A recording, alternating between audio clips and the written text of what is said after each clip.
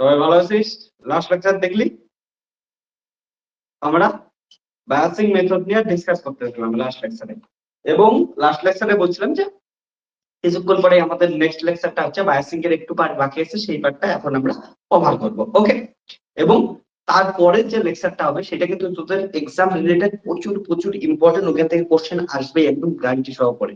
So ওই পার্টটা আমরা দেখব পরবর্তী লেকচার। তো এখনকার লেকচারটা আমরা ফোকাস করি বায়াসিং এর পার্টটার উপরে। বায়াসিং এর কতটুকু বাকি ছিল সেটা এবার আমরা একবার দেখার চেষ্টা করি। ওকে? আর কি করব সেটাও বুঝিয়ে দিই। তো তোরা যদি বায়াসিং এ দেখিস, বায়াসিং এ এতক্ষণ অব্দি আমাদের মেন যে ফোকাস ছিল, ফোকাসটা কি ছিল বলতো? যদি কারো একটু ফোকাস থাকে, কি ছিল আমাদের বায়াসিং এর ক্ষেত্রে? আমরা যখন একটা ট্রানজিস্টর বানাচ্ছি, এখানে যেমন আমরা in general C mode transistor নিয়ে আলোচনা করতেছি, পিএনপি মোড। ওকে? তো এই ট্রানজিস্টরের ক্ষেত্রে আনস্টেবিলিটি চলে আসে। এই আনস্টেবিলিটিটাকে ঠিক করার জন্য আমরা বিভিন্ন জায়গায় রেজিস্ট্যান্স ইউজ করি এবং তারপরে ওকে স্টেবিলিটি দেওয়ার চেষ্টা করি। এটাই কি ছিল আমাদের বায়াসিং মেথড। তার জন্য বায়াসিং মেথডে আমরা ফিক্সড বায়াস মেথড দেখছি, এমিটার বায়াস মেথড দেখছি, ভোল্টেজ ডিভাইডার দেখছি। ওকে? বিভিন্ন এমন মেথড গুলা দেখছি, বিভিন্ন জায়গায় রেজিস্ট্যান্স ইউজ করে করে দেখছি। এবার একটা ইম্পর্টেন্ট জিনিস, আমরা যখন ট্রানজিস্টর পড়াশোনা করতেছিলাম ট্রানজিস্টরের বায়াসিং এর ক্ষেত্রে, তখন আমরা একটা ফর্মুলা ইউজ করতাম। কি ফর্মুলা ইউজ করতাম বলতো? আইসি ইকুয়াল টু বিটা আই। এই ফর্মুলা দিয়ে পুরো ক্যালকুলেশনটা করছিলাম। কিন্তু এইটা কি এক্সাক্ট ফর্মুলা? তোরা নিজেরাই বল। কালেক্টরের ক্ষেত্রে কি এটা এক্সাক্ট ফর্মুলা? তোরা বলবি না স্যার, এটা তো এক্সাক্ট ফর্মুলা না। এই যে ফর্মুলাটা আমরা করছি আইসি ইকুয়াল টু বিটা আই, শুধুমাত্র মেজরিটি চার্জ ক্যারিয়ারের জন্যই এটা সত্যি। কিন্তু আমরা যখন ট্রানজিস্টরের আউটপুট পাই, সেখানে majority charge career as well as minority charge career দুটার জন্যই আমরা আউটপুট পাই। এর জন্য এই এক্সপ্রেশনটা অরিজিনাল ফর্ম কি ছিল?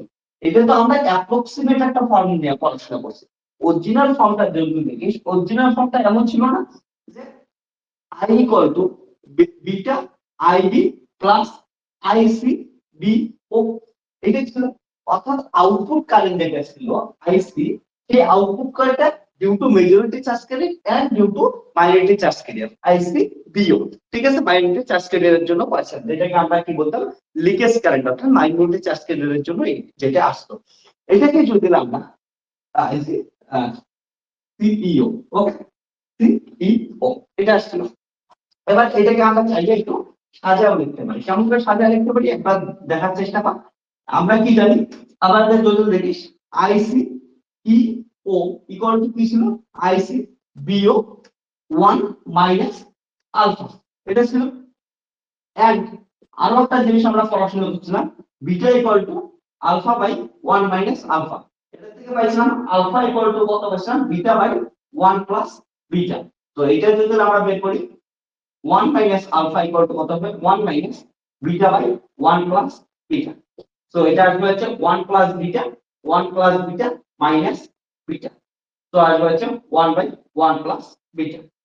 তাহলে 1 মাইনাস আলফা এখান থেকে আসলো 1 by 1 minus alpha equal to আসবে 1 প্লাস বিটা। সো এখান থেকে আমরা লিখতে পারি আইসি ইও ইকুয়াল টু হচ্ছে, এটা মানে হচ্ছে 1 plus beta into IC BO. So এখান থেকে আমরা পাচ্ছি collector part equal to beta ID, যেটা due to majority charge carrier এবং মাইনরিটি চার্জ ক্যারিয়ারের জন্য এটা আইসি ইও ইকুয়াল টু কত আসলো? 1 প্লাস বিটা ইনটু হচ্ছে আইসি বি। আর আইসি বিও ইজ দ্য কি লিকেজ কারেন্ট। তাহলে এইখানে একটা জিনিস ভালো করে শুন, এইটা তো ইন্ডিভিজুয়ালি এই ফর্মুলাটা প্রুফ করা তোদের পরীক্ষায় যে for that collector current IC equal to beta IB plus 1 plus beta IC BO, এইটা আসে তোদের ইন্ডিভিজুয়াল প্রুফ করা আসে। তো এই অবধি তো আমি প্রুফ করাইছিলাম। ঠিক আছে? আজকে একটু কি করে দিলাম, এক্সট্রা করে দিলাম, এটা জয়েন করে ওই নোটটার মধ্যে এটা প্রুফ করে দিবি পরীক্ষায়। এটা অনেকবার আসলে তোদের সাজেশনের মধ্যে ওই কোশ্চেনটা পাওয়া যায়। ঠিক আছে? পরীক্ষায় খুব ইম্পর্টেন্ট এই কোশ্চেনটা। এবার একটা জিনিসে ফোকাস কর, খুব ইম্পর্টেন্ট জিনিস আমি তোদের সামনে বলতেছি, সবাই ফোকাস করে এদিকে। সেটা হচ্ছে আমরা এতক্ষণ অব্দি যেটা পড়াশোনা করছিলাম সেটা আইসি ইকুয়াল টু বিটা আইবি, এটা নিয়ে আলোচনা করছিলাম না। আজকে দেখ যদি এক্সাক্ট একটা ফর্মুলা দেখিস, অরিজিনাল ফর্মুলা দেখিস, তাহলে কি আসলে IC equal to beta IB plus আরো একটা টার্ম আসলো 1 প্লাস বিটা আইসিবিও, যেটা due to minority charge period আসলো। এখন আমরা যদি একটু প্র্যাকটিক্যাল সার্কিটের দিকে যাই, তার মানে আউটপুট কারেন্টটা due to majority and minority charge period দুটোর জন্যই তো পাচ্ছি, তার জন্য আমাদের দুটোকে নিয়ে ডিসকাস করা উচিত। আমরা এইখানে তাহলে মেজরিটি এবং মাইনরিটি দুটা জিনিসকে নিয়ে আমরা এখানে ডিসকাস করব। ওকে, এই ডিসকাস করতে গিয়ে আমাদের একটা জিনিস জানতে লাগবে, এই যে স্টেবিলিটিটা খুঁজবো, এই কোন ট্রানজিস্টরের স্টেবিলিটি কতটা আছে, এটার জন্য আমাদের স্টেবিলিটি ফ্যাক্টর ক্যালকুলেট করতে লাগবে। এখন আমরা তার জন্য কি করব, এই যে ট্রানজিস্টর গুলো আমরা দেখছিলাম, প্রত্যেকটা ট্রানজিস্টরের কি করব, স্টেবিলিটি ফ্যাক্টর আমরা নির্ণয় করব। এই স্টেবিলিটি ফ্যাক্টর ডিটারমিনেশন কিন্তু তোদের পরীক্ষাতেও আসে এবং আমাদের প্র্যাকটিক্যাল সার্কিটের জন্য খুব ইম্পর্টেন্ট, যে কোন সার্কিটের স্টেবিলিটি ফ্যাক্টরটা কিসের উপর ডিপেন্ড করতেছে, কতটা আছে, এদের এক্সপ্রেশন কি হয়। এবং সেটা যাওয়ার আগে এই যে একটা সার্কিট আনস্টেবল হচ্ছে, কিসের জন্য আনস্টেবল হচ্ছে এবং আনস্টেবলের ফলে কি কি আমাদের প্রবলেম গুলো হচ্ছে, কি কি ধরনের কি সমস্যা হচ্ছে, সেগুলোকেই একবার আমরা জানার চেষ্টা করবো। এইটা জানার জন্য আমাদের একটা টার্ম জানতে লাগবে, সেটা হচ্ছে থার্মাল রানওয়ে। নাম শুনে কিছু কিছু বুঝতে পারছিস, থার্মাল রানওয়ে। রানওয়ে রানওয়ে কিসের জন্য রানওয়ে হচ্ছে, ডিউ টু থার্মাল এজিটেশন, অর্থাৎ ডিউ টু টেম্পারেচার। তাহলে টেম্পারেচার চেঞ্জে যখন রানওয়ে হবে, ওই দিক থেকে আসবে কি থার্মাল রানওয়ে। তো আমরা একবার বোঝার চেষ্টা করি থার্মাল রানওয়ে জিনিসটা কি জিনিস। ওকে, তাহলে এটা দেখে এটা কিন্তু ইম্পর্টেন্ট জিনিস, এটা কিন্তু ইন্ডিভিজুয়াল প্রুফ করা আসে। আবার বলতেছি, তো আগের নোটটা এই অবধি তো তৈরি করাই আছে, এখানে শুধু এক্সট্রা একটু পার্ট অ্যাড করে এখানে দিয়ে দিতে পারিস, তাহলে তোদের এই নোটটাও তৈরি হয়ে আসবে। ওকে, এক্সামে রিলেটেড। এবার আমরা যেটা ফোকাস করতেছি থার্মাল রানওয়ে। ওকে, চল তাহলে সবাই মিলা এদিকে থার্মাল রানওয়ে এটা লিখে নিস, এটা লিখে নিবি সবাই, লিখে নিছিস? ওকে, তাহলে থার্মাল রানওয়ে।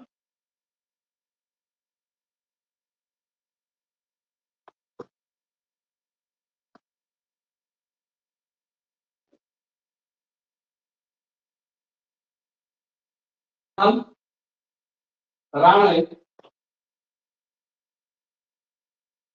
in transistor.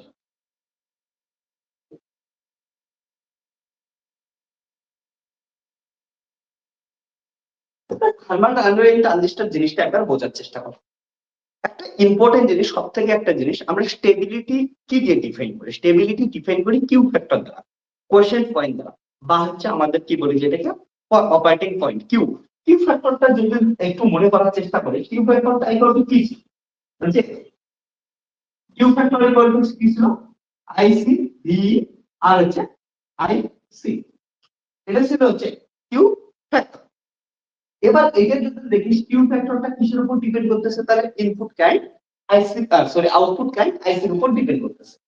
এবার আউটপুট কারেন্ট আইসি তে কিসের উপর ডিপেন্ড করতেছে, আইসি ভিও এর উপর ডিপেন্ড করতেছে। আইসি ভিও কিসের জন্য আসে, due to majority minority charge carrier. এটা IC BO due to minority charge carrier, leakage current. এটা কিন্তু আমরা আইসি ভিও কে কি বলি, লিকেজ কারেন্ট। আর leakage current due to minority charge carrier, minority charge carrier. আর মাইনরিটি চার্জ ক্যারিয়ার কিসের থেকে আসে, থার্মাল এজিটেশনের জন্য আসে। মাইনরিটি চার্জ ক্যারিয়ার আসে থার্মাল এজিটেশন। অর্থাৎ কোনো একটা সিস্টেমের ক্ষেত্রে বা কোনো একটা ট্রানজিস্টর ক্ষেত্রে টেম্পারেচার চেঞ্জ হলে ওইখানে minority charge carrier density change হবে। Minority charge carrier density change হওয়ার সঙ্গে সঙ্গে ওটার মধ্যে আউটপুট কারেন্ট আইসি এর চেঞ্জ আসবে। আউটপুট কারেন্ট আইসি এর চেঞ্জ আসলে তার করসপন্ডিং কিউ পয়েন্ট বা অপারেটিং পয়েন্টের চেঞ্জ আসবে। এবার অপারেটিং পয়েন্ট চেঞ্জ হয়ে গেলে ওই সার্কিটটা তত আনস্টেবল হওয়া শুরু করবে, ওই ট্রানজিস্টর তত আনস্টেবল হবে। ওকে, এবার এইখানে থার্মাল রানওয়ে ব্যাপারটা কি, থার্মাল রানওয়ে হয়েছে যখনই একটা সার্কিট আনস্টেবল হয়ে যাবে, আনস্টেবল হওয়ার সঙ্গে সঙ্গে ওটার মধ্যে তো আউটপুট কারেন্ট পাচ্ছি, ওটা আউটপুট কারেন্ট পাবোই অবভিয়াসলি, সার্কিট চলতেছে মানে আউটপুট কারেন্ট পাচ্ছি। এবার আউটপুট কারেন্টটা পাওয়ার সঙ্গে সঙ্গে কি হয় বোঝার চেষ্টা, আউটপুট কারেন্ট পাচ্ছি, তার মানে ওই সার্কিট দিয়ে কারেন্ট ফ্লো হচ্ছে। কারেন্ট ফ্লো হওয়ার জন্য ওই সার্কিটের মধ্যে টেম্পারেচার ইনক্রিজ করতেছে। ওকে, কারেন্ট ফ্লো হচ্ছে, তার জন্য হিট জেনারেট হচ্ছে, হিট জেনারেট হওয়ার জন্য টেম্পারেচার ইনক্রিজ করতেছে। টেম্পারেচার ইনক্রিজ করলে মাইনরিটি সার্কিটের ডেনসিটি ইনক্রিজ করছে, তার জন্য চেঞ্জ হচ্ছে, তার জন্য করসপন্ডিং লিকেজ কারেন্ট চেঞ্জ হচ্ছে এবং করসপন্ডিং লিকেজ কারেন্ট চেঞ্জ হওয়ার জন্য আবার আইসি চেঞ্জ হচ্ছে। তাহলে এটা একটা লুপের পরিণত হয়ে যাবে। ওকে, এই লুপে যেহেতু ঘুরতে থাকবে, তার জন্য হঠাৎ করে হিউজ পরিমাণ কি হয়ে যাবে, কারেন্ট জেনারেট হয়ে যাবে। এই হিউজ পরিমাণ কারেন্ট জেনারেশনের জন্য আমাদের যে ট্রানজিস্টর আছে ট্রানজিস্টরটা নষ্ট হয়ে যাবে। এই জিনিসটাকে বলা হয় যে থার্মাল রানওয়ে। পুরো জিনিসটা বুঝছিস? আরেকবার বলতেছি, ভালো করে শোন, সবাই খুব ইম্পর্টেন্ট জিনিস শোন। যখনই কি করবে যে আইসি ফ্লো করবে, ফ্লো অফ আইসি, যখন আইসি ফ্লো করবে অর্থাৎ কি হচ্ছে, কারেন্ট ফ্লো করতেছে, আউটপুট সার্কিটে কারেন্ট পাচ্ছি, তার জন্য আউটপুট সার্কিটে কারেন্ট পাওয়ার জন্য কিছু প্রোডিউস হিট প্রোডিউস হবে।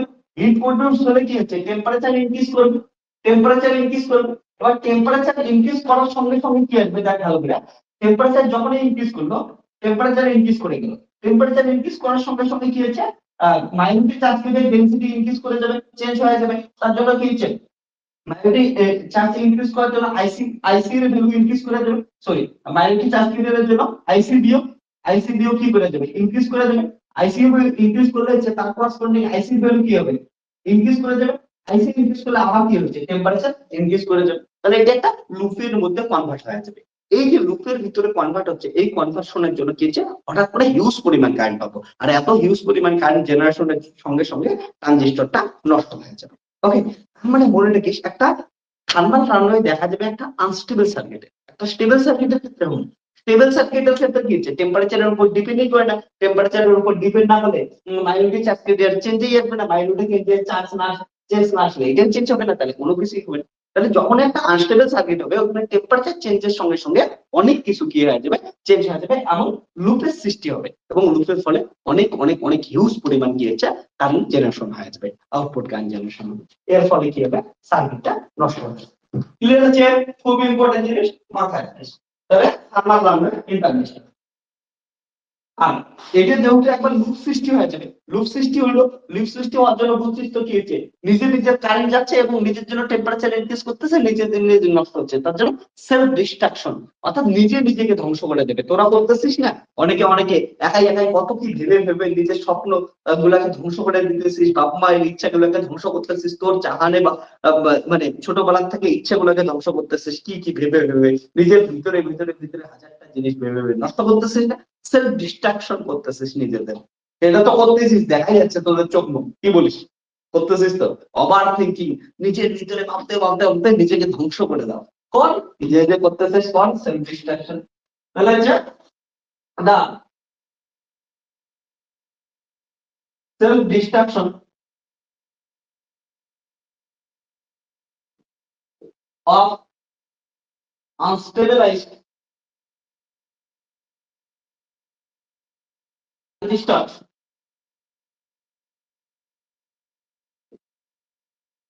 is known as thermal running.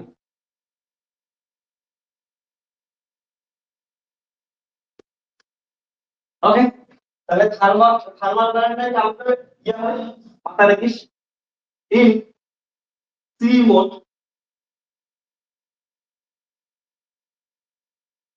Output current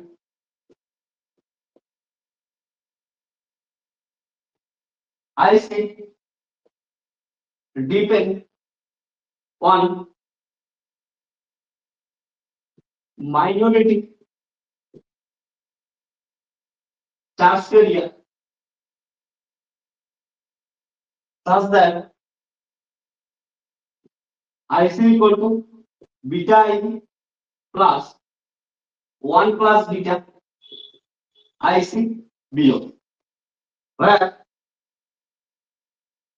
IC BO is the leakage current which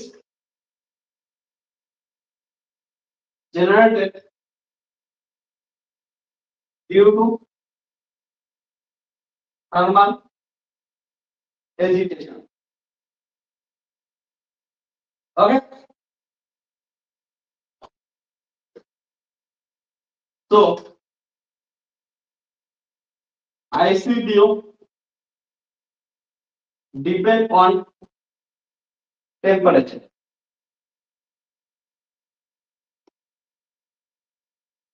Hence,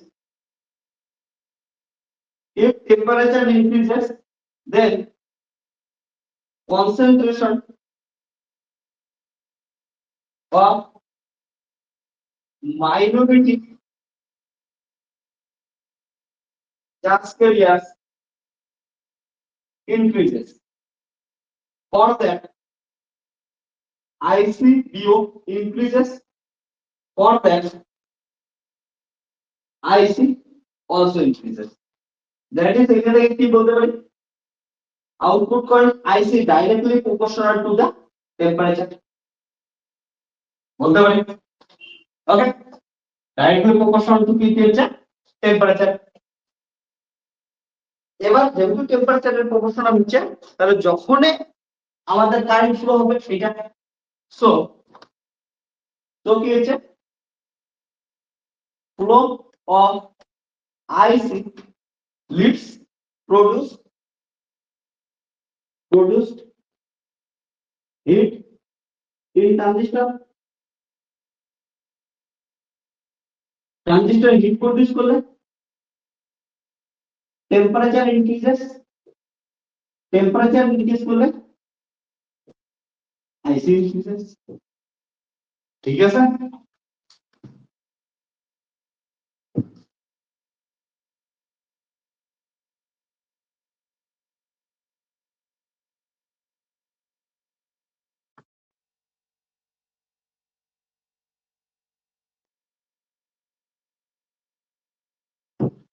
আর আইসি যখনই ইনক্রিজ করবে আইসি ইনক্রিজ করার সঙ্গে সঙ্গে কি হবে আরো হিট প্রডিউস হবে ঠিক আছে তাহলে হিট প্রডিউস হবে মানে টেম্পারেচার কি করবে ইনক্রিজ করে যাবে টেম্পারেচার ইনক্রিজ করলে আইসিবিও আরো ইনক্রিজ করবে আইসিবিও ইনক্রিজ করলে আইসি আবার ইনক্রিজ করবে আবার কি হচ্ছে টেম্পারেচার ইনক্রিজ করবে এমন করে একটা লুপের সৃষ্টি হবে ওকে এইটার জন্য কি হবে হঠাৎ করে হিউজ পরিমাণ কারেন্ট চলে আসবে এই কারেন্ট আসার জন্য সার্কিট নষ্ট হয়ে যাবে তাহলে যেহেতু সার্কিট নষ্ট হওয়ার চান্স আছে তাহলে এটাকে মিনিমাইজ করতে লাগবে তাহলে এবার দেখাই থার্মাল রানওয়ে থেকে রক্ষা পাওয়ার জন্য আমাদের কি কি করতে লাগবে ওকে তাহলে মিটিগেশন মানে রিডিউস করার প্রসেসটা okay mitigation of thermal runway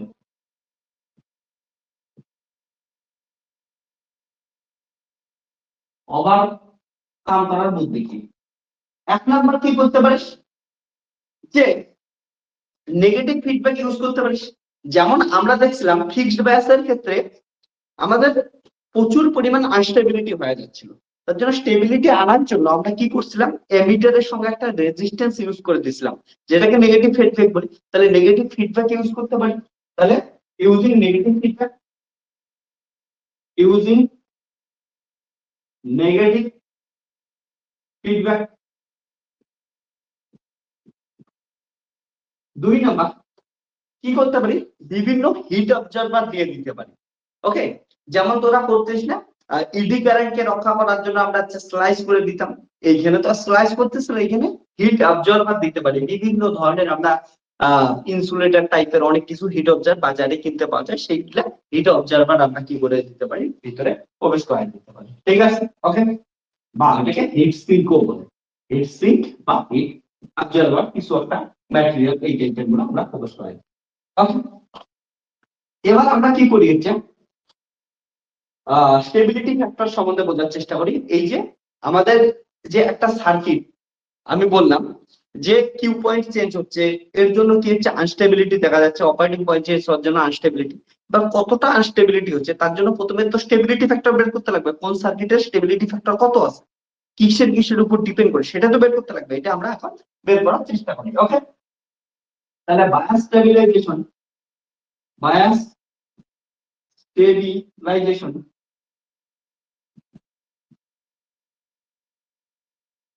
and stability factors তাহলে প্রথমে আমরা আলোচনা করি স্টেবিলাইজেশন নিয়ে stabilisation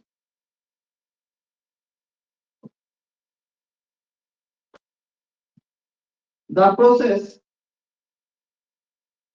of making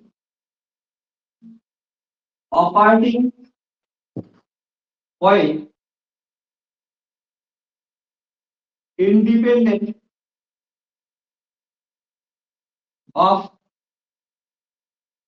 temperature changes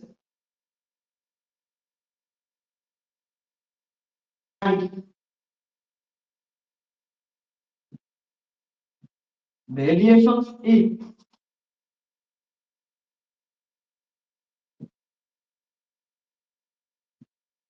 transistor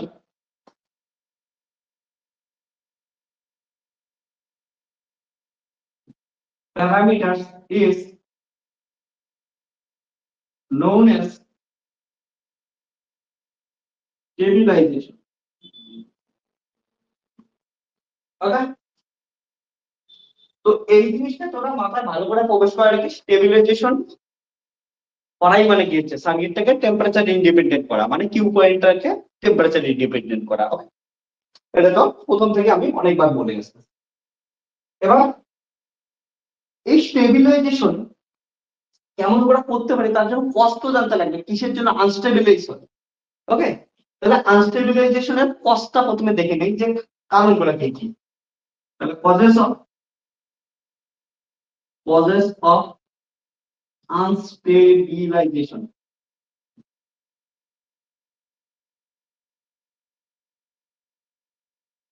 okay, Q point will change or shift due to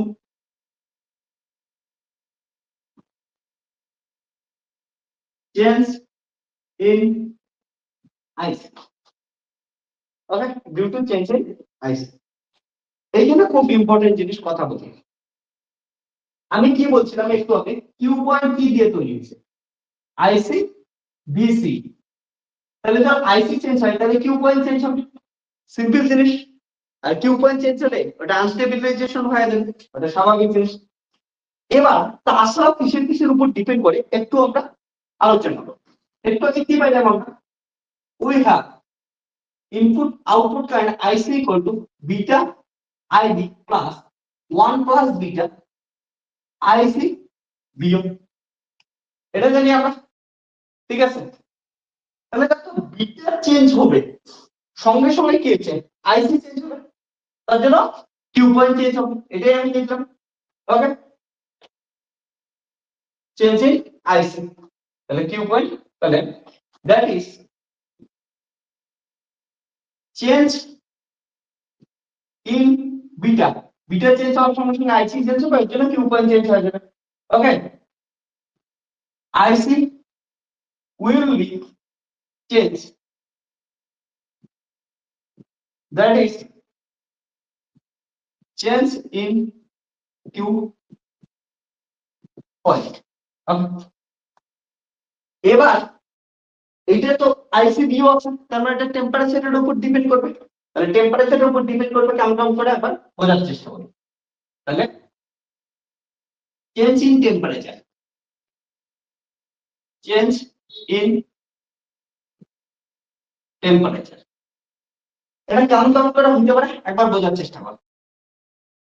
যদি টেম্পারেচার ইনক্রিজ করে তাহলে হচ্ছে আইসি বিও ইনক্রিজ করে যাবে, এবং আইসি বিও ইনক্রিজ করার সঙ্গে সঙ্গে কি হবে, আইসি চেঞ্জ হয়ে যাবে, আইসি চেঞ্জ হওয়ার সঙ্গে সঙ্গে কিউ পয়েন্ট চেঞ্জ হয়ে যাবে। সিম্পল জিনিস, এটা আমরা জানি। ওকে, এতটুকু করছি। ইভেন আমরা দেখছি এভরি 10 ডিগ্রি সেন্টিগ্রেড ইনক্রিজ করার সঙ্গে সঙ্গে আইসি বিও হচ্ছে ডাবল হয়ে যায়, এইটুকু আমরা এর আগের ডাটাতে দেখছি। এবার আরেকটা জিনিসের উপর ডিপেন্ড করবে, খুব ইম্পর্টেন্ট জিনিস, এই টিপটা অনেকে মিস করে যায়, ভিডিই এর উপরেও ডিপেন্ড করবে। তোদের মাথায় অনেকের কোশ্চেন আসবে ভিডিই এর উপর কেমন করে ডিপেন্ড করবে। দেখ তোরা একটু মনে করে দেখ, আমাদের ইনপুট গ্রাফটা কেমন ছিল, ভি বি আর এইটি কি ছিল, আই বি, ইনপুট গ্রাফ এমন ছিল, তাই না? এবার দেখ, তাহলে যদি ভিডিই চেঞ্জ হয়, ভিডিই চেঞ্জের সঙ্গে সঙ্গে কি রয়েছে, আইবি চেঞ্জ হবে। টেম্পারেচার সঙ্গে সঙ্গে এটা চেঞ্জ হবে, এটা চেঞ্জ হবে, তাহলে এটাও চেঞ্জ হবে। আর এটা চেঞ্জ হলে কি হচ্ছে, আইসি চেঞ্জ হয়ে যাবে। আর আইসি চেঞ্জ হলে কিউ পয়েন্ট কি হবে, চেঞ্জ হবে। তো খুব ইম্পর্টেন্ট জিনিস মনে রেখে, আইভি কিন্তু ভিবি সেনসিটিভ, কারণটা আইভি ভিবি এর উপর ডিপেন্ড করতেছে। ওকে, তাহলে এটা জিনিস মাথায় রাখতে লাগবে, তাহলে ভিবি এর উপরে ডিপেন্ড করবে। তাহলে এই জিনিসগুলো দিয়ে আমরা স্টেবিলিটি ফ্যাক্টর ক্যালকুলেট করতে পারি। কেমন করে একবার বলতে, তাহলে স্টেবিলিটি ফ্যাক্টর, স্টেবিলিটি, তো স্টেবিলিটি ফ্যাক্টরটা কি হচ্ছে, সাপোজ এস দ্বারা ডিফাইন করলাম, তাহলে stability IC by del IC B, অর্থাৎ লিকেজ কারেন্টের রেসপেক্টে আমাদের আউটপুট কারেন্ট কিভাবে চেঞ্জ হচ্ছে, এটাকে স্টেবিলিটি ফ্যাক্টর। ওকে, লিকেজ কারেন্টের রেসপেক্টে আউটপুট কারেন্ট কিভাবে চেঞ্জ হচ্ছে, এটা যত কম হবে স্টেবিলিটি ফ্যাক্টর তত কম হবে, তত বেশি সার্কিটটা কি হবে, স্টেবল হবে। মাথায় রাখিস। ওকে, এস এর ভ্যালু যত কম স্টেবিলিটি তত বেশি, মাথায় রাখিস। ওকে, তো স্টেবিলিটি ফ্যাক্টর এখান থেকে বুঝতেই পারছিস। তাহলে লিকেজ কারেন্টের রেসপেক্টে আমাদের কি করব, আউটপুট কারেন্টকে দেখব এট কনস্ট্যান্ট ভিবিই এন্ড আর কিছু না, ভিবি এন্ড বিটা। তাহলে বিটার এর উপর ডিপেন্ডেন্ট হচ্ছে, তাহলে the rate of change, the rate of change of collector current with respect to the leakage current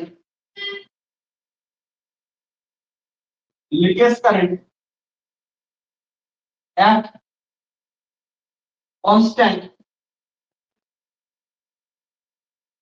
input voltage,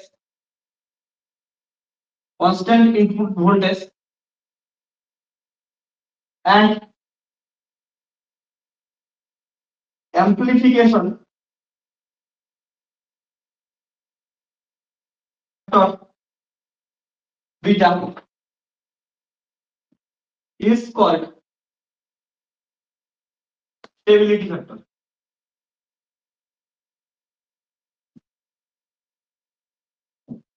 That is stability factor S equal to del IC by del IC BO at constant VB and beta equal to constant.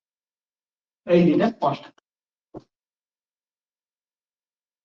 But খুব important জিনিস, but শোন, stability factor শুধুমাত্র এটাই হয় না, আরো দুই ধরনের স্টেবিলিটি ফ্যাক্টর হয়, কিন্তু মেইনলি এটাই আমাদের স্টেবিলিটি ফ্যাক্টর, আমাদের সিলেবাসে এটা আছে, এটাই আমরা গেট করব। তবে আরো দুই ধরনের স্টেবিলিটি ফ্যাক্টর কি কি, দেখ একটা জিনিস, ডিপেন্ড কিসের উপর করতো, আইসিবি এর রেসপেক্টে আমরা আইসি চেঞ্জ দেখবো, ভালো কথা, ডিপেন্ড করতেছে ভিবি এর উপর, ডিপেন্ড করতেছে বিটা এর উপর, ডিপেন্ড করতেছে, তাই তো। তাহলে আইসিবি এর চেঞ্জ দেখলাম, ভিবি কে কনস্ট্যান্ট রাখলাম, বিটা কে কনস্ট্যান্ট রাখলাম। এবার এমনও তো করতে পারি না, আইসি চেঞ্জ দেখবো উইথ রেসপেক্ট টু ভিবি, তখন আইসিবিও এন্ড বিটা কে কনস্ট্যান্ট রাখি, কোনো প্রবলেম নাই, তাহলে ওটা নিতেই পারি। চলো এটাই নিই। তাহলে সেকেন্ড আরো একটা স্টেবিলিটি ফ্যাক্টর আছে। ওকে, another stability factors S prime, তাহলে আউটপুট কারেন্ট আইসি এর change with respect two V at constant IC BO and beta, এটা হইতেই পারে। তুই বলবি স্যার উল্টাটা করলে কি প্রবলেম হতো, output current change with respect two beta at constant IC BO VB, আমি বলবো হ্যাঁ হইতেই পারতো, তাহলে ওইটাও আরেকটা নতুন ধরনের stability. Okay, and S double prime equal to কত, IC by IC by del beta at constant V BE and IC ওকে মাথা রাখিস কিন্তু আমাদের প্রথম যে স্টেবিলিটি ফ্যাক্টরটা আছে এটা সবথেকে বেশি ইম্পর্টেন্ট এই দুটো এত ইম্পর্টেন্ট তো সিলেবাসে আমি এটার উপর ফোকাস করা আছে তো আরেকটা নোট এখানে ইম্পর্টেন্ট জিনিস আমি যেটা বললাম ওইটাই দেখা যায় এখানে সেটা হচ্ছে কি lower value of stability factor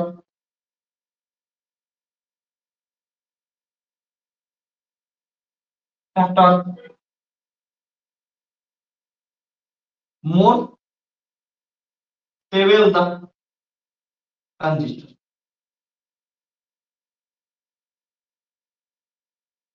more stable the transistor ঠিক আছে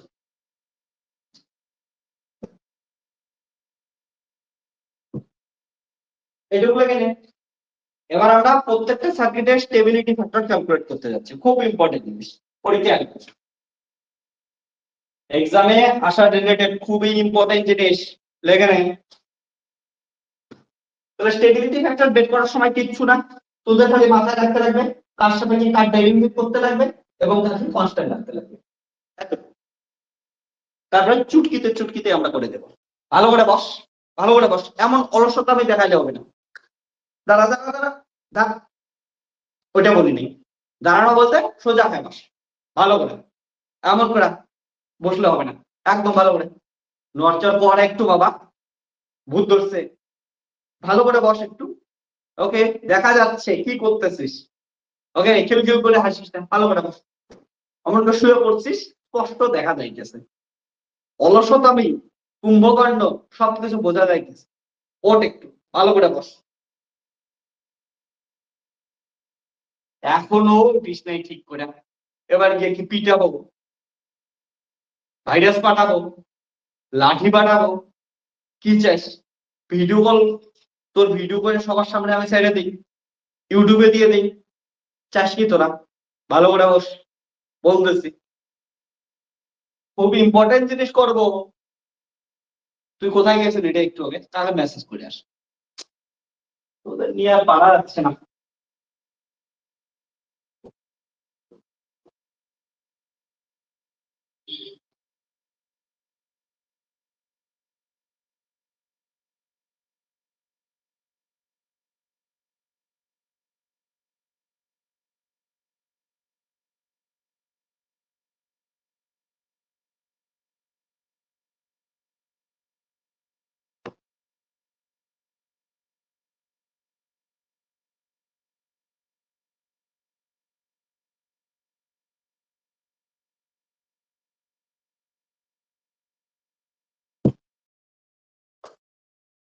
চল তাহলে প্রথম বায়াস সার্কিট কি ছিল ফিক্সড বায়াস কনফিগারেশন তাহলে প্রথমে স্টেবিলিটি ফ্যাক্টর ফিক্সড বায়াস কনফিগারেশনের জন্য স্টেবিলিটি ফ্যাক্টর ক্যালকুলেট করতে তারপরে স্টার্ট কর যে ফিগার গুলা অর্থাৎ সার্কিট ডায়াগ্রাম গুলা কেউ খাতা দেখে আর্ট করবি না না দেখে আর্ট কর মনে করার চেষ্টা কর সার্কিট ডায়াগ্রাম আর্ট করলে এগুলা ক্যালকুলেশন শেষ এক্সামে সার্কিট ডায়াগ্রাম আর্ট করতে পারবি না তার জন্য আটকাবি না হলে ক্যালকুলেশন এখানে কোথাও আটকাবি না একদম সিম্পলেস্ট থেকে সিম্পলেস্ট জিনিস আমি তোদের এমন সহজ করে পড়াচ্ছি আর কোনো স্যার কোথাও কোনো ভাবে এমন সহজ করে পড়াবে না তোদের যা কিছু আমি সহজ করে দিচ্ছি okay stability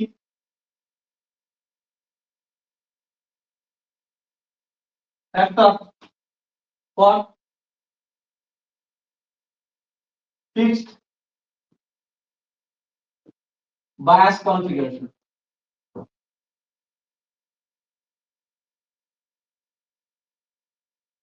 stability factor for fixed bias configuration দেখ আমাদের ফিক্সড বায়াস কনফিগারেশনটা কেমন ছিল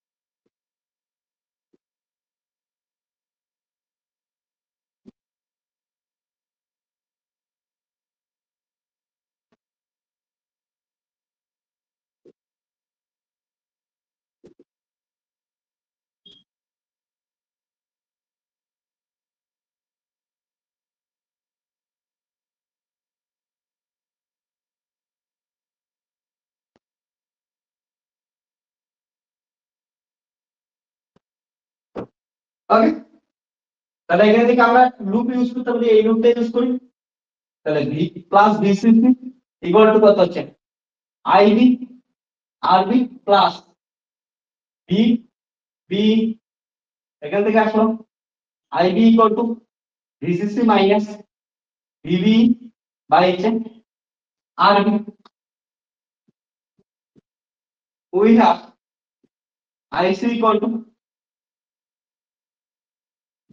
beta IB plus 1 plus beta IC বিয়োগ, আমরা এখন এই ফর্মুলাটা ইউজ করব। ওকে, তাহলে IC equal to beta IB equal to VCC minus VB by RB plus 1 plus beta IC বিয়োগ। ওকে,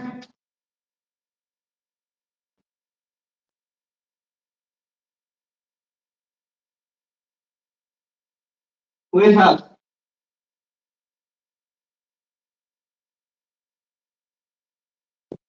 stability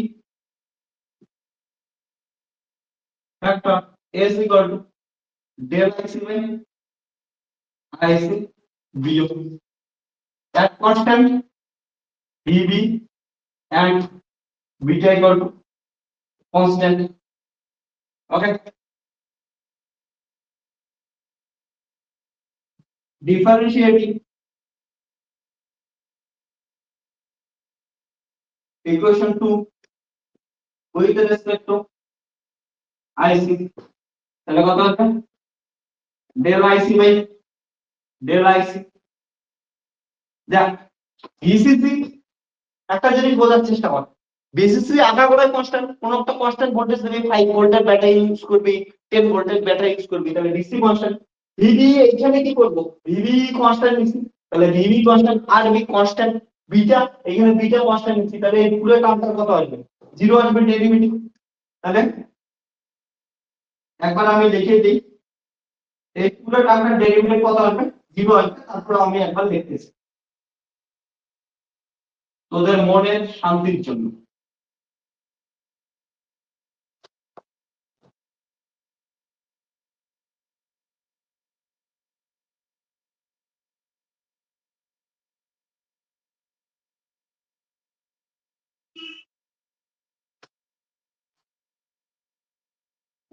দেখ এটা তো পুরো জিরো আসলো। ওকে, প্লাস বিটা কনস্ট্যান্ট, তাহলে কনস্ট্যান্ট এটা বাইরে আসলো, 1 প্লাস বিটা বাইরে আসলো, ডেল আইসি বিয়োগ বাই ডেল আইসি আসলো, এক কনস্ট্যান্ট ভিবি আর বিটা, তাহলে 1 প্লাস বিটা, এটা মানে কি 1 বাই এস, তাহলে এখান থেকে এস ইকুয়াল টু আসবে হচ্ছে 1 প্লাস বিটা। তাহলে আমাদের ফিক্সড ব্যাস সার্কিটের ক্ষেত্রে স্টেবিলিটি ফ্যাক্টর ডাইরেক্ট বিটার উপর ডিপেন্ড করতেছে, তার জন্য তত ভালো না, এটা অনেকবার বলছি। তো এটা আসলো স্টেবিলিটি ফ্যাক্টর ফর ফিক্সড ব্যাস সার্কিট। তোরা যদি জেনারেল ফর্মে করতেছিস, জেনারেল ফর্মেও করতে পারিস। আমি তোদের জন্য একটা জেনারেল ফর্ম বের করে দিচ্ছি। ওকে, জেনারেল ফর্মে যে কোনো সার্কিটে তোরা স্টেবিলিটি ফ্যাক্টর বের করতে পারিস।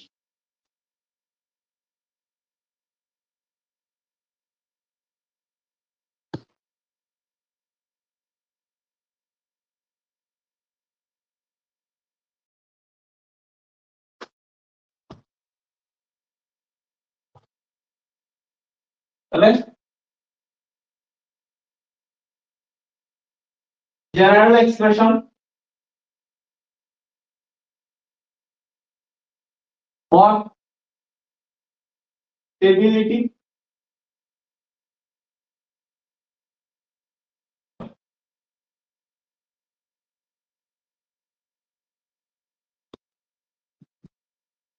From equation 1। এক নাম্বার ইকুয়েশন থেকে দেখ, এটাকে আইসি রেসপেক্টে ডিফারেন্সিয়েট করি, তাহলে আইসি রেসপেক্টে ডিফারেন্সিয়েট করলে del IC by del IC equal to beta del ID by del IC plus 1 plus beta del IC বিয়োগ বাই হচ্ছে del IC 1 equal beta del I by del IC বিয়োগ তাহলে beta into del IB by del IC plus 1 plus beta del IC বিয়োগ by del আইসি মানে হচ্ছে 1 by S. তাহলে এখান থেকে আসলে হচ্ছে 1 plus beta into 1 by S equal to 1 minus beta del IB by del IC. তাহলে এখান থেকে এস ইকুয়াল টু আসলে হচ্ছে 1 plus beta by 1 minus beta del IB by del IC. এটা হচ্ছে জেনারেল এক্সপ্রেশন গেল, একদম জেনারেল এক্সপ্রেশন ফর স্টেবিলিটি। তোরা বলবি এটা দিয়ে কি এটা প্রুভ করতে পারবো? অবভিয়াসলি ভেরিফাই করে দিচ্ছি আমি। চল ভেরিফিকেশন।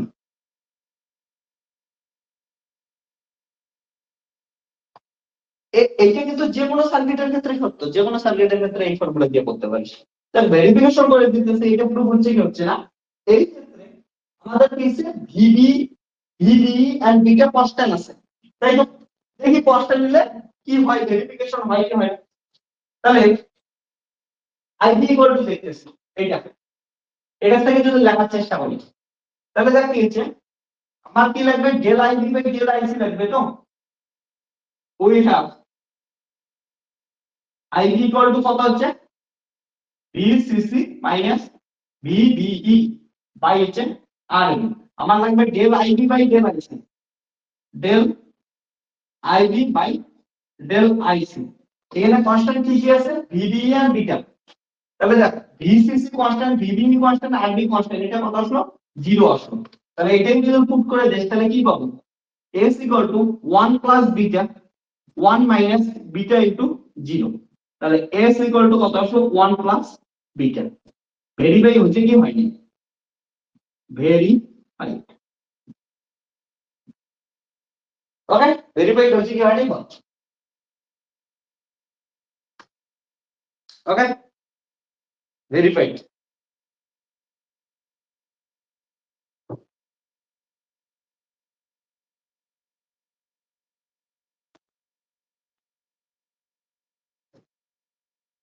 ওকে, এবার আমি second kind of stability factor বের করে দিচ্ছি। ওকে, চল এই সার্কিটটার ক্ষেত্রে second kind of stability factor, অর্থাৎ আমরা এখন কি বের করব, s prime equal to del IC by del VBE at constant constant IC বিয়োগ and beta equal to constant. Okay,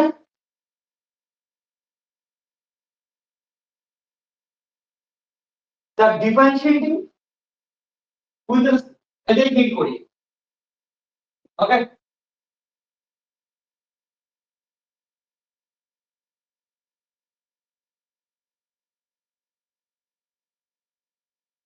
differentiating equation to with respect to IC at constant IC বিয়োগ and beta। তাহলে এটা থেকে যদি করি এটাকে differentiate করতেছি, আইসি বিয়োগে constant রাখবো। ওকে, তাহলে আসবো 1 বিটা বাই হচ্ছে আরবি ভিসিসি কনস্ট্যান্ট মাইনাস ভিবি, এখানে কনস্ট্যান্ট না ভিবি রেসপেক্টে ডেরিভেটিভ করতেছি, তাহলে কত আসবে ডেল ভিবি বাই ডেল আইসি। ঠিক আছে, ডেল আইসি প্লাস এটাকে বিটা কনস্ট্যান্ট আইসি বিয়োগ কনস্ট্যান্ট, দেখ বিটা কনস্ট্যান্ট আইসি বিয়োগ কনস্ট্যান্ট, তাহলে পুরো টার্মটা কনস্ট্যান্ট, কনস্ট্যান্টের ডেরিভেটিভ কত 0। ইকুয়েশন 2 ভালো করে লক্ষ্য করিস। ওকে, ইকুয়েশন 2 লক্ষ্য করিস, তাহলে এটা কত হচ্ছে 0। তাহলে আসতেছে 1 equal to minus beta by RB VB by IC. এটা মানে কি, এটা হচ্ছে 1 by s prime, 1 by s prime. তাহলে s প্রাইম ইকুয়াল টু কত আসতেছে minus beta by R B. Okay, তাহলে এটা গেল আমাদের কি হচ্ছে সেকেন্ড স্টেবিলিটি ফ্যাক্টর ক্যালকুলেশন। তবে একটা কথা বলে রাখি, তোদের এটা সাধারণত আসে না, তো করে রাখিস। থার্ড স্টেবিলিটি ফ্যাক্টর, অর্থাৎ যেটা যে ক্ষেত্রে আমরা কি করব বিটা রেসপেক্টেড ডেরিভেটিভ করতে লাগবে, সেটা কিন্তু অনেক অনেক টাফ জিনিস। আর ওটা তোদের সিলেবাসেও নেই, আমি তোদের জন্য ওটা পড়াচ্ছি না, তোরা পড়তে চাইলে অবভিয়াসলি করতে পারিস। কি করবি, এই জিনিসটাকে সিম্পল জিনিস, আবার আইসি রেসপেক্টেড ডেরিভেটিভ করবি, শুধুমাত্র তখন বিটা কি করতে আইসি বিউ এন্ড তোদের ইয়াকে কনস্ট্যান্ট রাখতে হবে, ভিবি কে কনস্ট্যান্ট রাখতে হবে, অবভিয়াসলি ক্যালকুলেশনটা করতে হবে। তাহলে যত করতে করতে পারিস কোনো, এটা স্টেবিলিটি দেখলি কোনো প্রবলেম থাকলে জানাইতে পারিস। এবার আমরা নেক্সট যাব। Okay, next side emitter biasing circuit. তাহলে বল এমিটার বায়াসিং সার্কিটের ক্ষেত্রে যাই, stability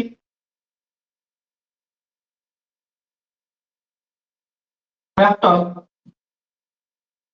for emitter bias configuration.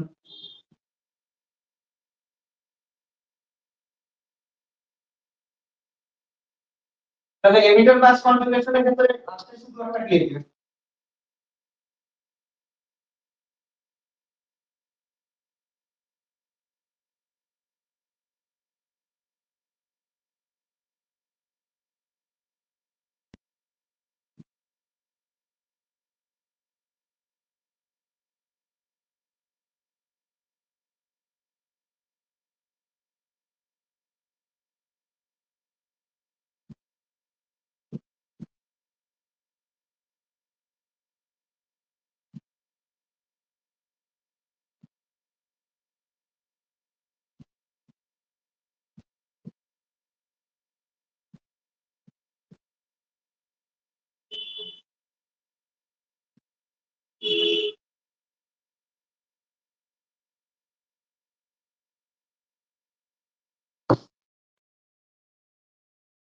তাহলে দেখ VCC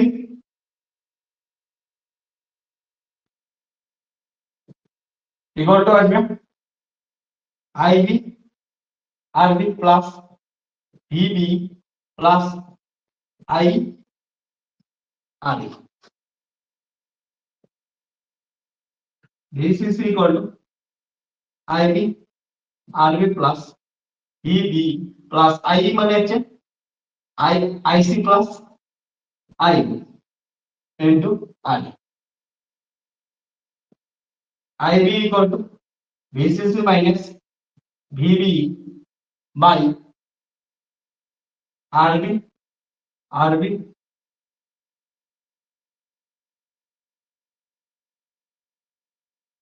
R minus IC R.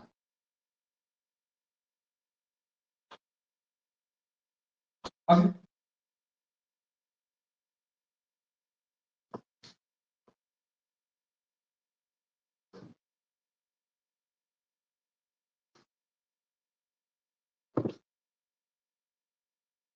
we have IC equal to beta IB plus 1 plus beta IC dio। এবার value put করে দে।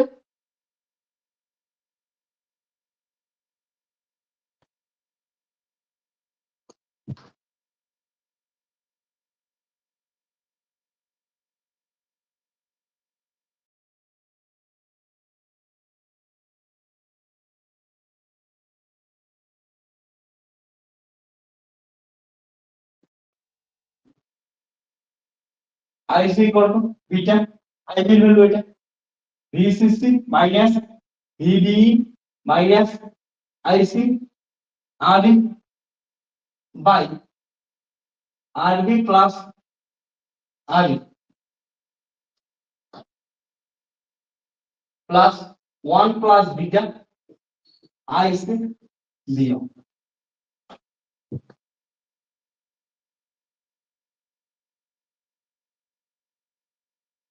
এবার এটাকে ডিফারেন্সিয়েট করতে লাগবে with respect to IC.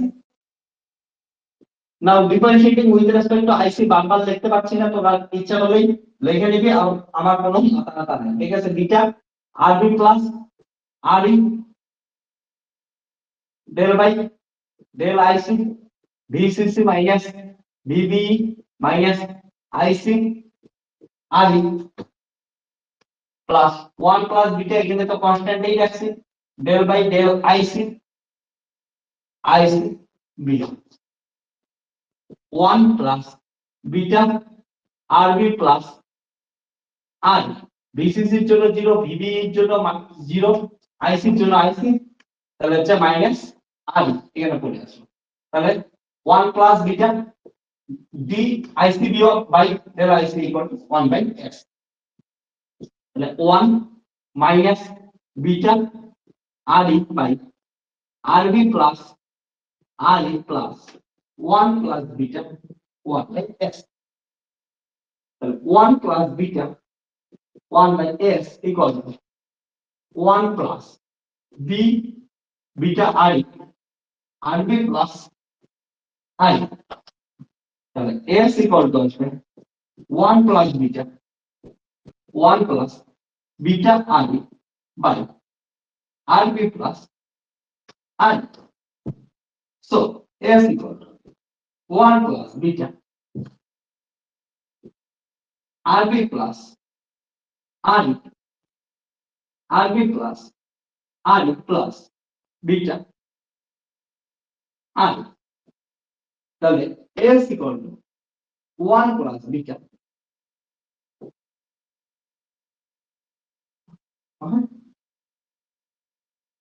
rb plus I, এখান থেকে আসলে হচ্ছে rb plus 1 plus beta আর এটা কি আসবে হচ্ছে same.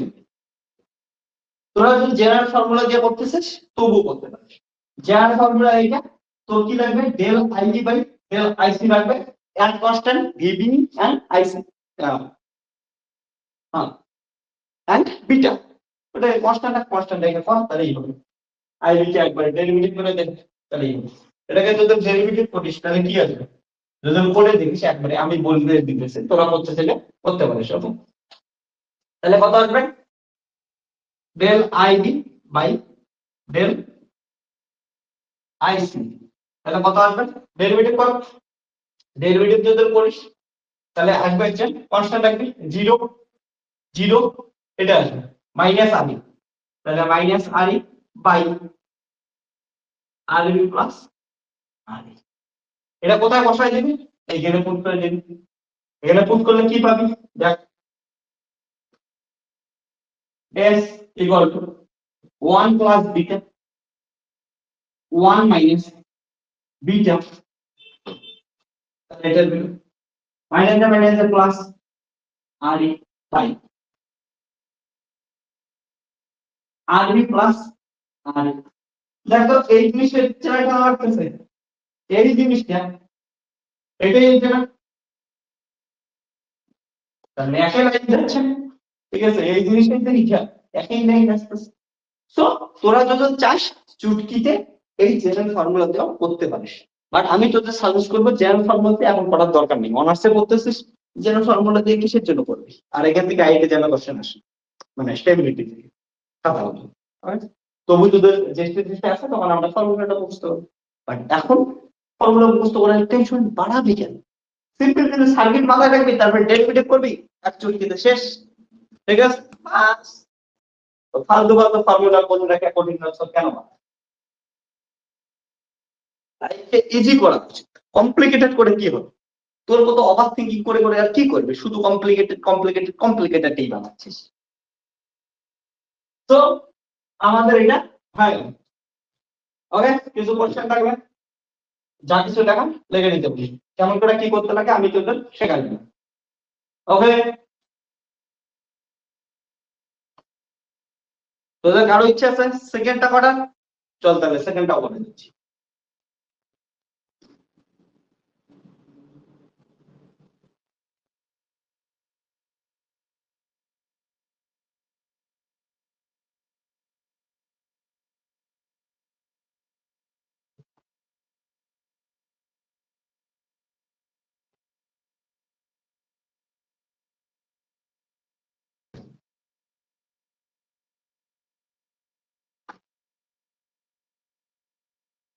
Differentiating with respect of equation 2 with respect to IC equation 2 কোথায় এটাই ওকে আর সেকেন্ডটা কেমন করব at constant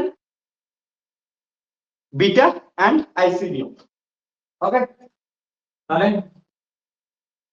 1 equal to beta constant তাহলে বিটার সাথে যা কিছু আছে ওগুলো কি করে নিতে পারি আমি বের করে নিতে পারি তাহলে বিটা বাই আরবি প্লাস আরই বাইরে বের করে নিলাম del by del IC VCC minus VB minus IC RE বিটাকে কনস্ট্যান্ট রাখছি আইসি বি ওইটা তো 0 ওইটা আর কি করব তাহলে 1 beta by RB plus RE 0 minus del VBE by del IC minus IC respect to 1 RE. So 1 equal to beta RB plus RE minus 1 by S prime. Okay, 1 by S prime minus RE. So এটা থেকে আসলে হচ্ছে RB plus RE by eta minus 1 by S prime minus 1 by S prime equal to minus RE minus RB plus RE by beta 1 by S prime minus beta RE plus RB plus RE তাহলে S prime equal to minus beta by RB plus 1 plus beta RE এটা আসলে হচ্ছে second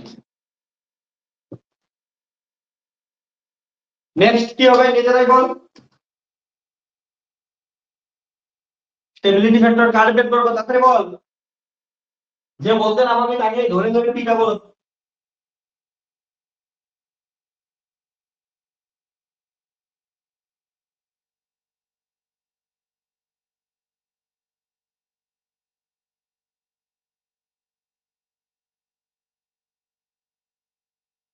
টুকুর টুকুর করে খাতার পেছে উল্টা কি হবে কোনটা বের করব বল স্টেবিলিটি ফ্যাক্টর কার বের করব ভোল্টেজ ডিভাইডার তাহলে ভোল্টেজ ডিভাইডার বাস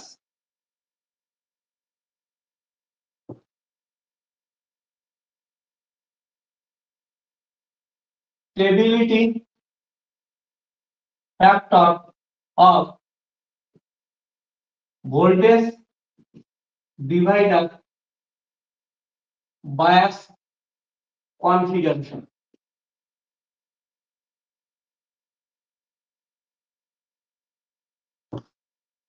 ওকে তো এটা সার্কিট কেমন ছিল মনে করে দেখ একটু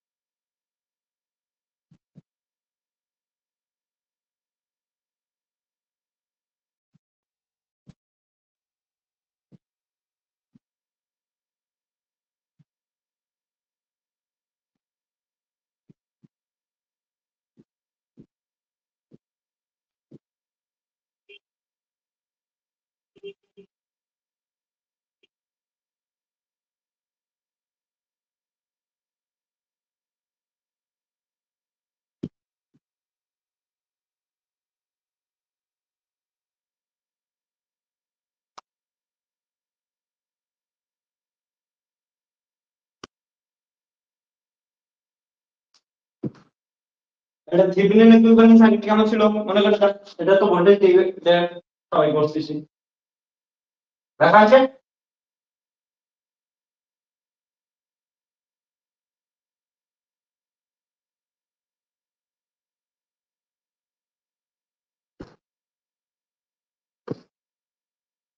থেভেনিন ইকুইভ্যালেন্ট সার্কিট।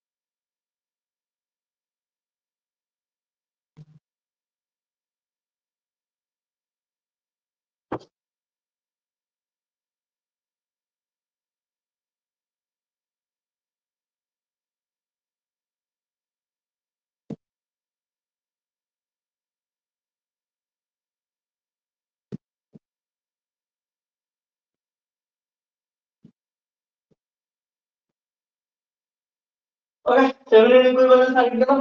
এবার এটা থেকে বের করতে পারি তাহলে এটা ইনপুট লুপ নিতে পারি। তাহলে ইনপুট লুপ থেকে কি পাই আমরা? VTH equal to IB RTH plus VB plus I RE। VTH equal to IB RTH plus VB plus IB plus IC RE। ATH minus VB equal to IB RTH plus IB RE plus IC RE। IB equal to ATH minus VB minus IC RE by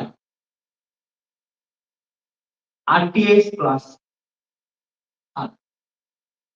ঠিক আছে?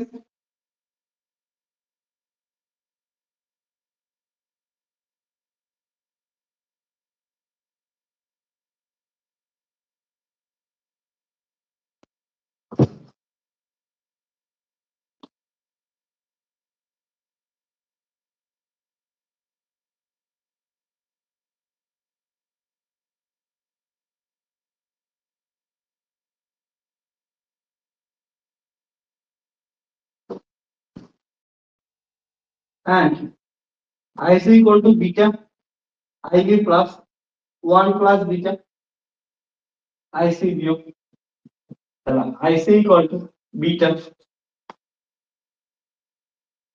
ETH minus VBE minus ICRE by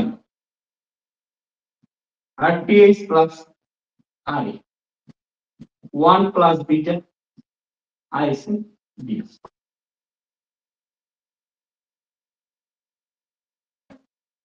যদি calculation করিস একদম same calculation হবে। করবো calculation? যদি করিস কর, একদম সেম ক্যালকুলেশন হবে, আর কিছু চেঞ্জ হবে না। তাহলে কি হবে? এটাকে আমরা আইসি রেসপেক্টে ডেরিভেটিভ করি।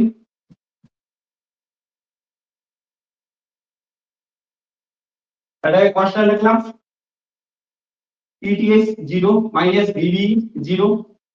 প্রথমে হচ্ছে কার রেসপেক্টে ডেরিভেটিভ করতেছি, আইসি রেসপেক্টে করতেছি, আর আইসি বিয়োগে ওকে মাইনাস আর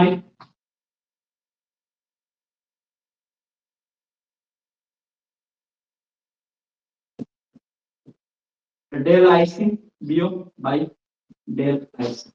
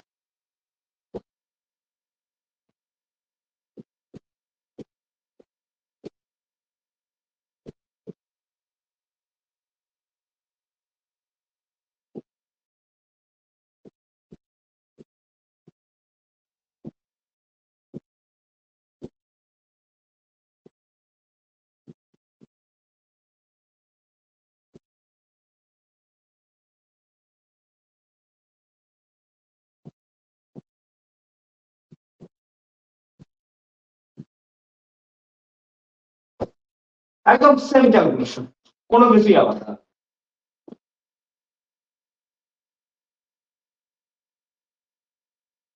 সিমিলার ক্যালকুলেশন তোরা করবি, করে দিতে পারবি না?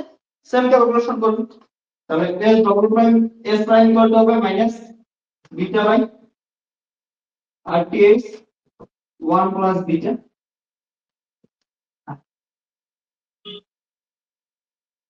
এটা আসবে সেকেন্ড স্টেবিলাইজেশন, একদম সেম ক্যালকুলেশন।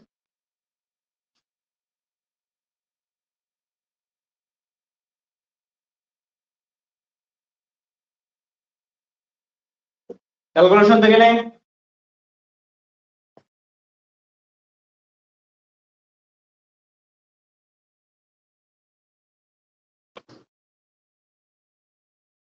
এবার নেক্সটটা কি হবে বল তোরা নিজেরা বল। Collector base feedback bias,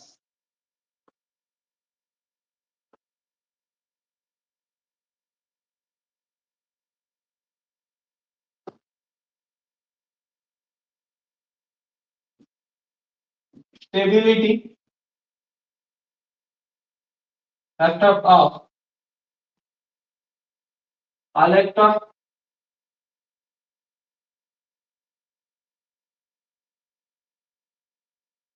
feedback bias.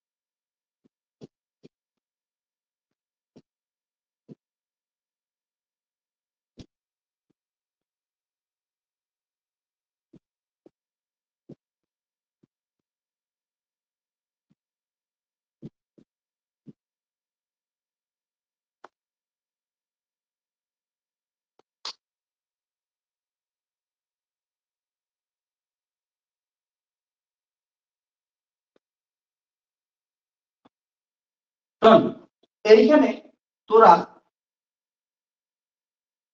এমিটারে resistance দিয়েও করতে পারিস, এমিটারে রেজিস্ট্যান্স ছাড়াও করতে পারিস, পরীক্ষায় যেটা আসবে ওটা করবি। যদি এক্সামের ক্ষেত্রে কিছু বলা না থাকে তোরা এমিটার রেজিস্ট্যান্স কে আউট করেও করতে পারিস, আর যদি এমিটার রেজিস্ট্যান্স দেওয়া থাকে তাহলে এমিটার রেজিস্ট্যান্স দিয়েই করবি। ক্যালকুলেশন তো সেমই হবে, তোরা জানিসই। ওকে, একটা ক্যালকুলেশন করছিস, বাকি সবগুলো ক্যালকুলেশন একই। তো আমি কি করতেছি, এমিটার রেজিস্ট্যান্স ছাড়া করতেছি, তোরা বাড়িতে কি করবি, এমিটার রেজিস্ট্যান্স আরই দিয়ে করবি। ওকে, মানে হোম টাস্ক থাকবে, আমি কিন্তু সবার খাতা দেখবো, সবার খাতা মানে সবার খাতা, ভিডিও কল করে করে দেখবো, মাথায় রাখিস। ক্লাস শেষ হওয়ার পরে তোরা ক্যালকুলেশন করে নিবি এমিটার রেজিস্ট্যান্স দিয়া, আমি খাতা দেখবো।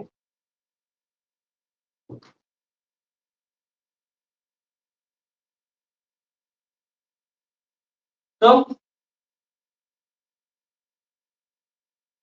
প্লাস ভিসিসি ইকুয়াল টু কত আসলো, এটা I R C plus IB RB plus V B. এখানে থাকলে আরেকটা টার্ম আসতো, এখানে যদি আর ইনভেক্স তখন কি আসবে, আই, এদিকে আই যেত আর, যেহেতু আর নেই এখানে জিরো, তার জন্য এই টার্মটা জিরো হচ্ছে। তো সিম্পল জিনিস, বাকি সব কিছু একই থাকবে, একই ভাবে করবে। তাহলে VCC equal to I equal to IC plus IB RC plus IB RB V B. তাহলে VCC minus VB equal to IC RC plus IB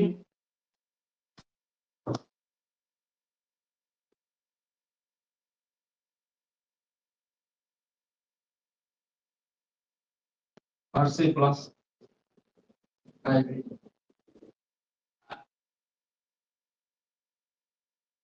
IB equal to VCC minus VB minus ICRC by RC plus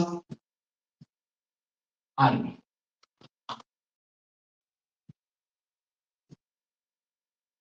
We have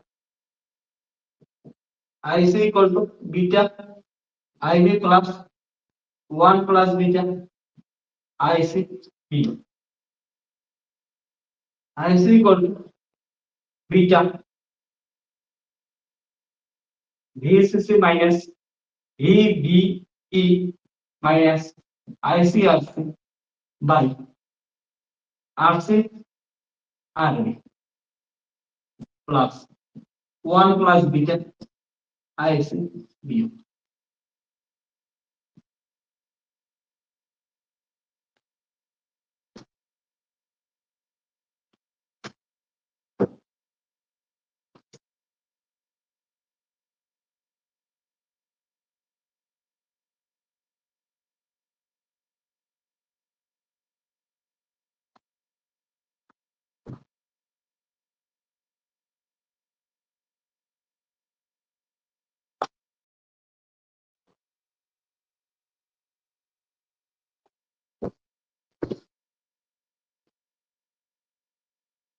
Differentiating equation 2 with respect to IC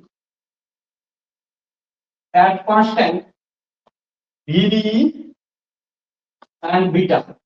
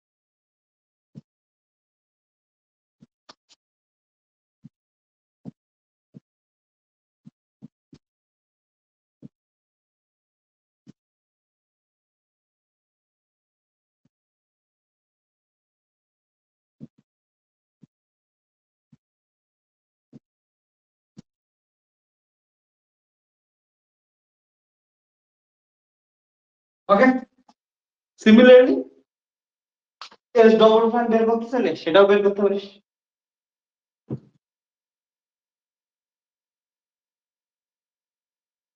আর একটা মনে রাখিস, তোরা যেটা homework করবি এটা উত্তর লিখে নিবি। ওকে, হোমওয়ার্ক যখন করবি এখানে কি করবি হচ্ছে আর ই অ্যাড করে নিবি। কর অর্থাৎ ফিডব্যাক এখানে এমিটার রেজিস্ট্যান্স ইউজ করবি, তখন এটা কত হবে আই আর ই।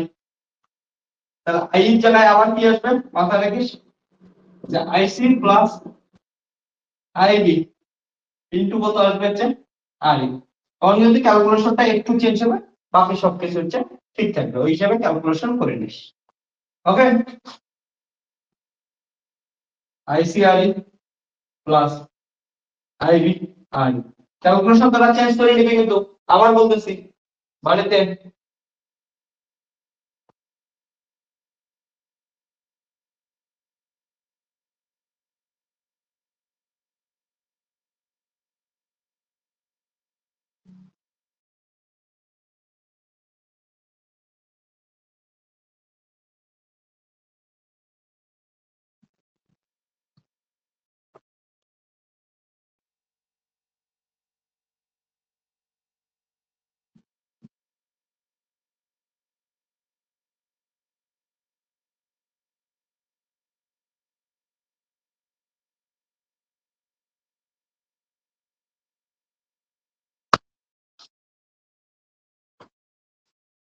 তখন এটা কি হবে, মাইনাস আগে একটা আসবে।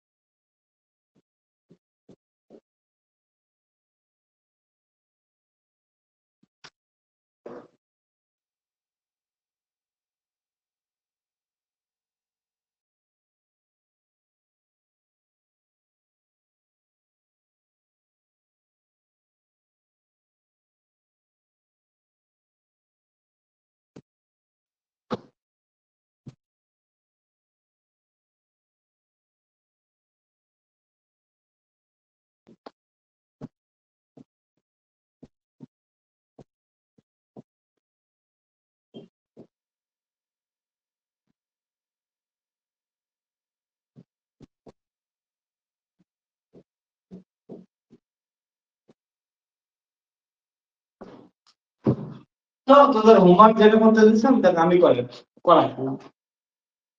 তোরা জাস্ট একটা কি করবি, ক্যালকুলেশনটা একটু চেক করে নিবি। ওকে, আমি যেহেতু একটা জিনিসের উপর ডবল করছি, ওখানে কোথাও কোনো একটা নাম কিছু হইতে পারে, ওটা একবার দেখে নিস। ওকে, তো যেটা আসবে without emitter resistance, with emitter resistance দুটোই করাইছি। ক্লিয়ার? সো আমাদের যে এইটা ট্রানজিস্টরের বায়াসিং পার্টটা ছিল সম্পূর্ণরূপে কমপ্লিট হলো। তোরা সাজেশনের ভিতরে দেখবি এটা আছে। এরপরে আমরা কি করব, small signal analysis. Small signal analysis এর মধ্যে একটা মেথড শিখবো, সেটা হচ্ছে এইচ প্যারামিটার মেথড বা হাইব্রিড প্যারামিটার মেথড।